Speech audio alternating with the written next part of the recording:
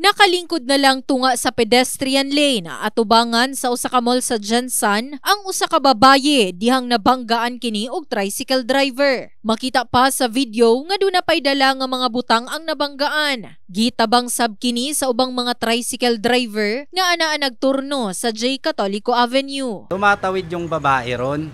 Yung pagtawid niya, marami siyang bitbit, hindi tumigil yung tricycle kahit nasa pedestrian. Ngayon, tinamaan siya. Pagtama sa kanya, lumagapak yung babae sa lupa tapos nagkaroon sila ng konting pag-uusap. Sigun pa sa nakakita nga si RJ Joseph Villarente nga dugay matud pa na respondihan ang panghitabo tungod walay enforcer. Samtang nanawag pa kini og rescue sa TEU Jensan, kalit nga nisibat ang nakabanggang driver sa tricycle nga kulay gray. Hanggang sa yung tricycle nagkaroon ng pagkakataon tumakbo, pumarurot na. Well, yung dito hindi talaga siya walang humabol sa kanya pero na-videohan siya ng mga tao diyan, nakita yung plate number ng tricycle niya. Then tanong ako nung kinabukasan sa enforcer na isa, sabi na identify naman daw nila yung tricycle.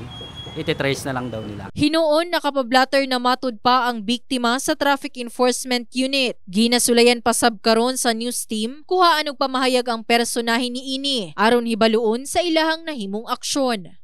In the heart of changing lives, kini si Liza Labajo, Brigada News.